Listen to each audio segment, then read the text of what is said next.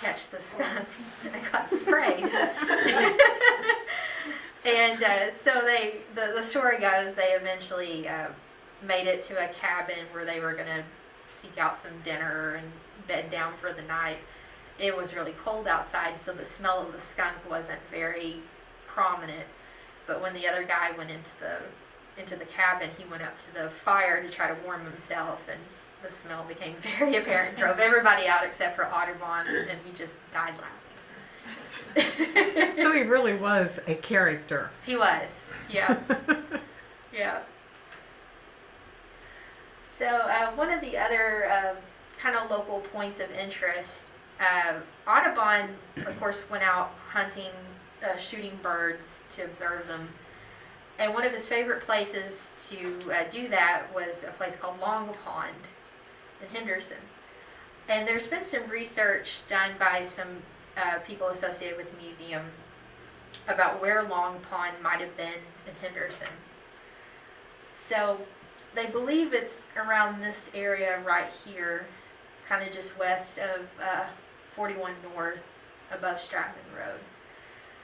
The reason I'm pointing this out is that Audubon would often go out here with his brother-in-law, Will Bakewell, and go shooting for ducks. He had a lot of fun with that. At the end of his life, in 1850, his last words were actually spoken to Will Bakewell, who had come to visit him.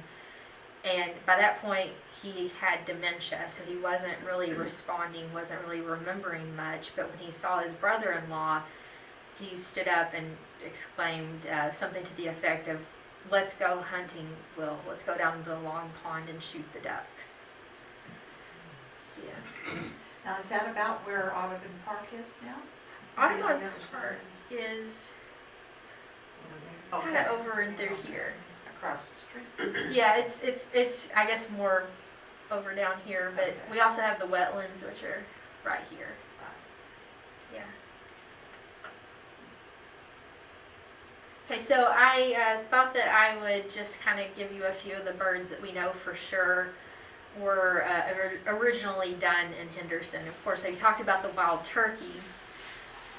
What Audubon would often do is that he would take earlier studies of birds and rework them later on for the Birds of America. And so this came from an original drawing that was done in Henderson, but he later completed the final drawing in Louisiana in 1825. And you're going to see that with all of these that I show you.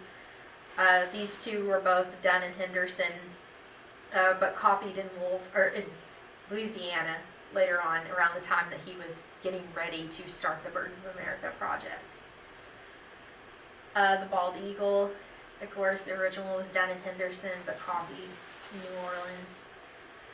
The birds in the background were done in Henderson on both of these. So like this bird and this one.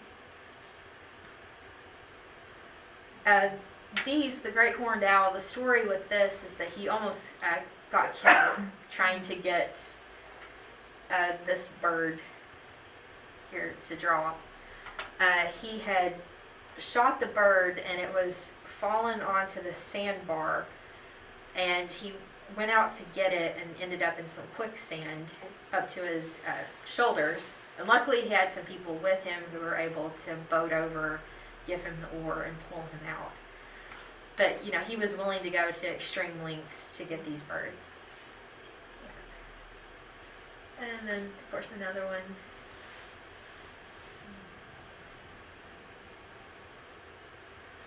So I had mentioned earlier that he had two sons. Well, Audubon also ended up having two daughters. Lucy, the oldest daughter, was only 2 years old when she passed away in Henderson. She had hydrocephalus, which is water on the brain. Her mother, Lucy, had nursed her for 2 years, hoping that her illness would go away, but she died in the winter of 1817. And she was buried in the family's garden until the next spring when they could move her body to a local cemetery. This portrait of her was done several years by Audubon, several years after her death. And you can see how much that he loved her, wanting to put all these decorations, these pretty necklaces, that sort of thing on her. So, Audubon had some fun times in Henderson. He played pranks on people. He was kind of the toast of the town. He had a lot of friends. He had a lot of avenues for being able to go out and study birds and hunt them. But he was also going to face some real trials while he was here. His business as a shopkeeper prospered, and he decided to reinvest the money in real estate and also in this idea about developing a mill to do a saw and grist mill in Henderson. And this is what ultimately would bankrupt him and drive him out of Henderson. It came about at a time where there wasn't really much of a demand for the mill, so it was never able to recoup the cost of erecting it. And the machinery didn't always work, so it was just a mess all around. In 1819, there was a financial panic across the country, and banks started calling in their loans and their credit, and Audubon had overextended himself with that and ended up in 1819 going bankrupt. He lost his house, all of his property, every item that they owned. Lucy had to give up her pianoforte. She had 150 books in her collection, pretty much even down to the clothes that they were wearing. Had to be sold off. So when Audubon ended up selling everything, the only items that he had left to himself were his gun and his drawings. He had to put his wife and sons with the Rankins while he walked to Louisville, hoping to find some work there to start all over again and to support his family. This is another one of those quotes by him from a later memoir, and I just think it's kind of sad when you read it, that when he was walking to Louisville, he saw, these birds, the turkeys, the other birds, and that was the only time in his life where he just wished that birds didn't exist. He just saw it as, this is the reason for my bankruptcy, with my fascination with these birds. But, as with what happened with his drawings, he had a setback, and then he decided to go forward and try to make the best of it. And so when he walked to Louisville, that was the point at which he really had to reckon with himself about, what do I do? Do I go back to trying to be a shopkeeper and raise the money for that, or do I really embrace this desire I have to illustrate all the birds of North America and become an artist? And you can know what path he took.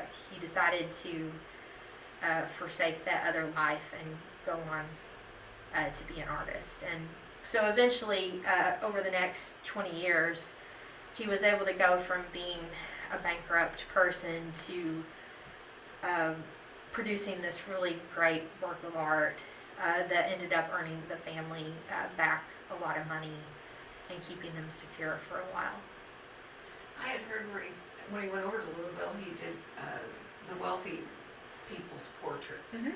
And that's how he started getting some money Yep. to make the comeback. And then, of course, they appreciated his artwork, and word spread, and he was more in demand. And it just helped him out all the way around. Yeah, he was able to use his natural talent Yeah. to leverage that into something that would support himself and his family. Yeah. Yeah. And so here's another quote by him where he's thinking back about Henderson, that he can remember the good times that he had there. It would stay with him all his life, just that memory of just the success and the failure. And it was a turning point in his life. He could have ended up staying in Henderson if he hadn't gone bankrupt. He may have never become what he became. He would have no reason to, and just stay there comfortably living as a citizen in Henderson.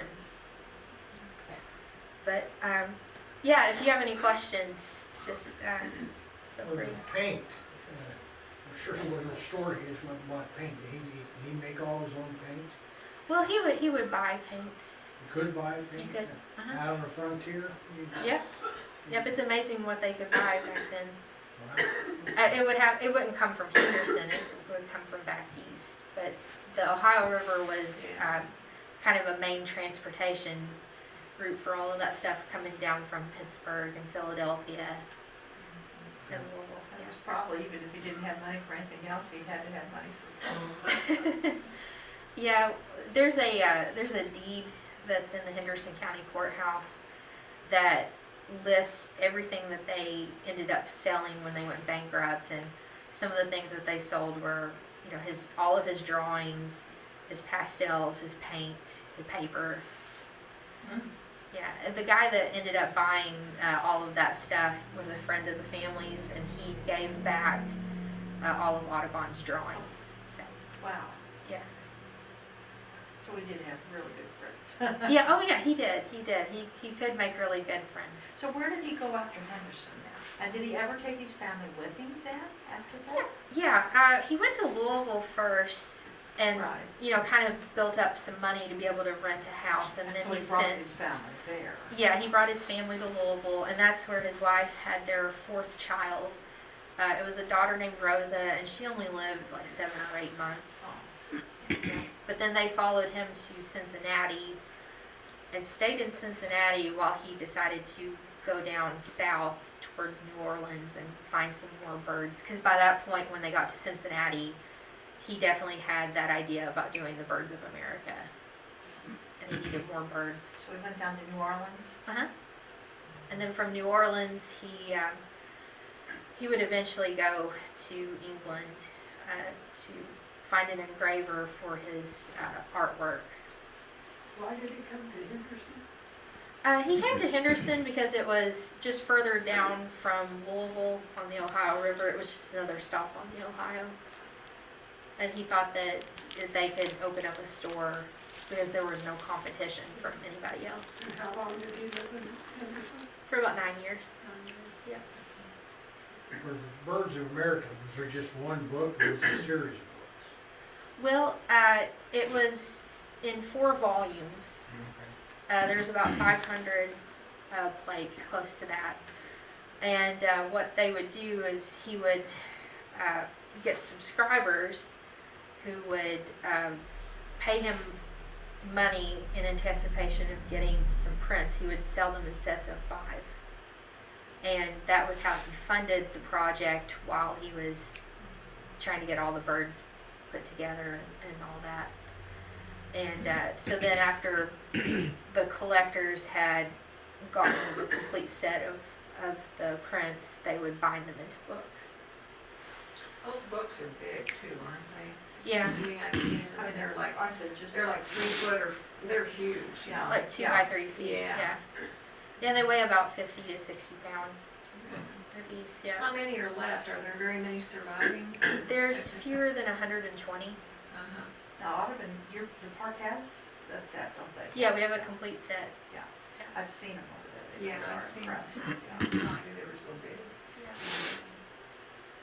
Now, you know, I was telling you earlier that when we were down in Key West, it seems like there's a big Audubon stuff down there. Is that possible? Was he Yeah, ever down there's- there? Did you say he was down in the Keys? He went Yeah, down the floor? he went down the coast of Florida to the Keys.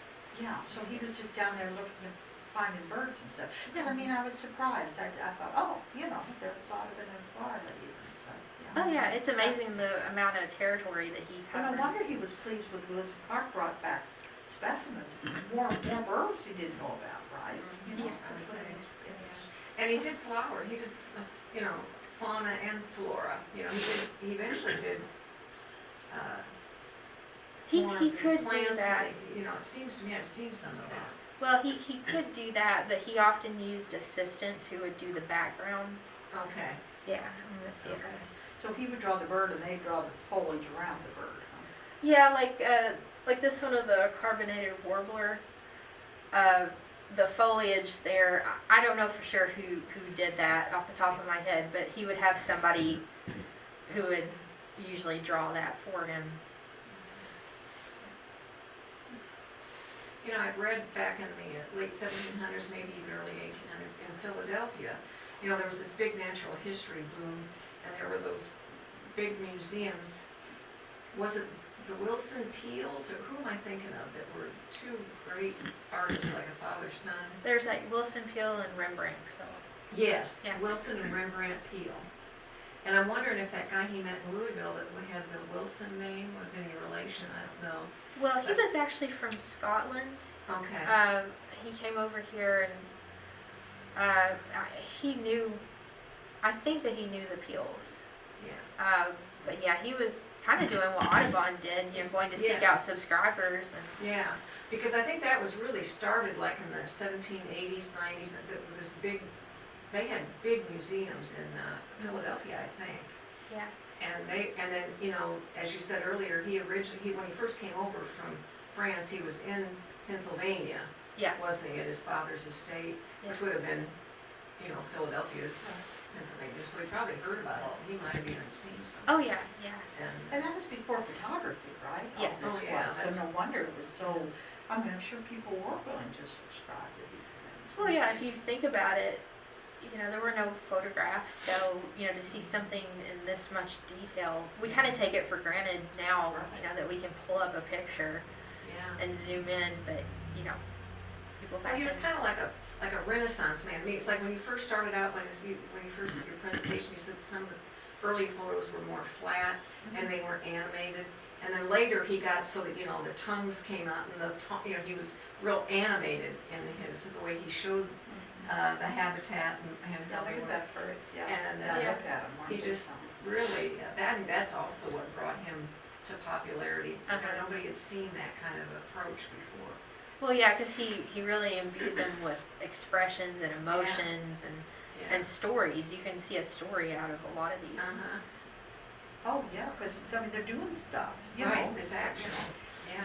Well, and like, I always think it's fascinating how their feathers, you know, he has their tails fanned and their wings out, Uh-huh. and I didn't know how he had done that, and what you Yeah. explained about the grid work was really interesting, Yeah. And if you That's how notice, they did he it. kind of shows different angles of the birds. Besides showing the action, that's kind of like teaching you something about how the birds move, what kind of habitats they live in. Yeah. Yeah. Right. Now, you're saying though, like for instance, the flamingo, he may not have painted the background, Yeah, or did he most of the time, but just not with all of it? I mean, I'm just curious, I mean, that would make sense, had somebody else do that, but. yeah, he had different people over the years, mostly to do like the flora. Like Yeah. the ones up above. Yeah, like that. With the flamingo, I'm not so sure because there's other flamingos Yeah, there in there the are some background. back there. Yeah. So, but look at that, because then he's showing that that's a flocking bird, Uh huh. and that's interesting too. Yeah, the flamingo is always interesting because he wanted to depict them life size, so they had to fit on this certain type of paper. It was the largest type of paper you could get at the time. So, you know, a flamingo is going to have its head off the page if you... So this one had to be doing something down below. Yeah. I mean, he could show the ones in the background, you know, with their head up, but this one he had to kind of like bend it down just a little bit. But you can see with the flamingo illustration, he even has like close-ups of what their feet look like Yeah. and the beak. So he was always trying to keep that in mind, that he wanted this to be something that would teach people and that was scientifically accurate. But we tend to, I think, value these more for the expressiveness and the beauty today. Well, they're all really something. You have prints still available of most of his work over there at the Yeah. museum? Yeah. Yeah, we not of everything, but Uh-huh. some of the big pictures, like the Carolina parakeets. Mhm. Yeah. The original paintings, where they at? Is all over the place, or? Well, most of the original watercolors for the Birds of America are at the New York Historical Society. But there's some scattered here and there. Like we have some original drawings of his that were done as studies for the Birds of America, but the actual original watercolor versions of these are with the New York Historical Society. Well, I think he would have sold a bunch of them, trying to raise money. Well, that's actually pretty accurate. At the end of his wife's life, because he died before her, she had also seen both of her sons die. And she was left pretty much penniless because they had a bunch of debts from some other projects. And so she was trying to sell off whatever she could to raise money. And that was one of the things that she sold off was the set of the original watercolors. I think she sold them to the Historical Society for something like $3,000. Yeah. Did she die in New York? She actually died in Shelbyville, Kentucky. Oh, okay, Yeah. She came down to live with a granddaughter. okay. Didn't he go overseas to get the book printed? He did. He went over to England to find an engraver who could take, his original paintings and turn them into prints. And that was kind of a collaboration that was just as his engraver was just as talented as he was in making this possible. So are the original drawings, books, the book size? Okay, so Yeah. they had to be, I mean, they couldn't enlarge them or anything when they did the prints then, right? So they No. just, Yeah, they're life So size. he knew he had to do them a certain size, but that's why the book's so big. Yeah. Because they were that big. Because if you like look at the picture of the two falcons, that's going to be the size that they are in real life. Right. And of course, that's why the flamingos. So everything he did was in watercolors? It was mixed media. It was mostly watercolor, but he'd also mix it up with like pastel and crayon.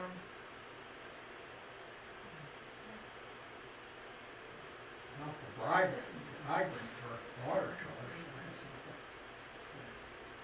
Yeah, and after the engraver would make the black and white prints, they had a team of watercolor artists who would look at Audubon's original and apply the watercolor to the prints.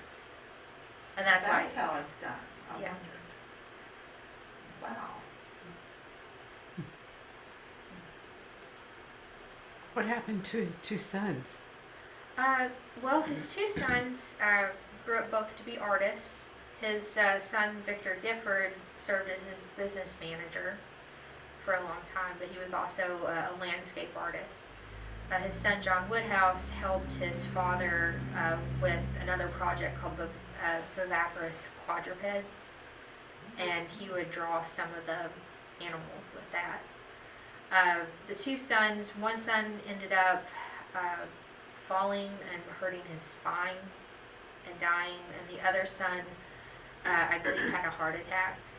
But they both died pretty early on. They left behind a fair number of children, and that's why that Lucy Audubon needed the money so much, is because she was helping to raise some of the kids. But she actually ended up working as a school teacher in her 70s. So are there any descendants around? Yeah, oh yeah. And their Yeah. name's Audubon? Well, no, they, I don't think there's any Audubons left, but some descendants, the L.S. Tyler family, they were the ones From that, Henderson? well, Or from the area, just? they actually, L.S. Tyler was Audubon's great-grandson, and his widow ended up loaning most of the collection that we have to the museum, and the museum later purchased it from the family, from the Tyler family. But they're from Henderson, No, the Tylers? no, I believe they're mostly from New York. Oh, okay. Yeah, I'm not sure about where But they are you today. wonder if they, because she died in Kentucky, I'm just wondering if there's, surely some of those descendants stayed around in Kentucky. Well, the granddaughter that she was living with in Kentucky, I don't think had any children, and the rest of them were up in New York. Okay, so they did.